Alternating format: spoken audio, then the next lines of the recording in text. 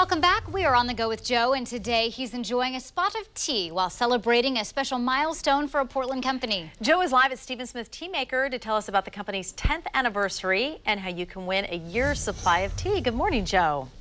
Yeah, and Kim, this is actually what a year's supply of tea looks like. I'm back with Ravi Croson. He's the head tea maker at Smith Teamaker, celebrating their 10th anniversary.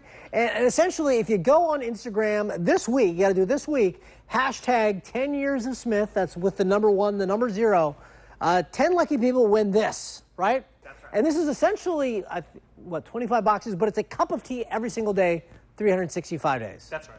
And I did the math, and there's actually 375 here. So you get, like, on 10 days, if you really need that little extra something, they got you covered. Okay. Now, as we showed you earlier, we were in the tea lab there. That's where they come up with all the different blends and that sort of thing. Then we were in the back here. This is like the production facility where we showed you how they bag up the tea and ship it out all over the world. But then you actually have a tasting room. People can come in here, see all this happen, and enjoy some tea. And you've got some unique ways that I've never seen for enjoying tea, including what we're seeing right here, because we have a mix of tea and chocolate. Ravi, do explain, please. Sure. So this is what we call our resting chocolates. The process is enfleurage, where the fat of the chocolate takes on the flavor profile of the tea surrounding it. We can see you've got a couple bins here where, so basically you just marinate, I guess, the chocolate in the tea. It's just sitting there and it absorbs the flavor. For a couple weeks, and it really absorbs that flavor profile. So each of these ones, we're using masala chai with a Ecuadorian chocolate here, a Madagascar chocolate with our big hibiscus,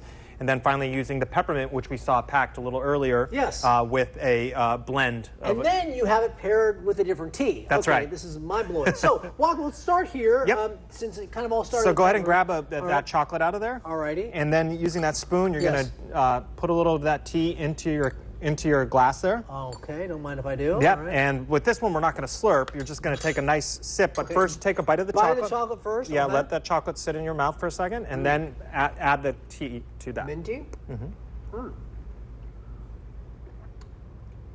Ooh, that is delicious. I love it. And there's no, it tastes like a peppermint patty or something like that. That's right. It's woodblock chocolate, so it's high-end stuff.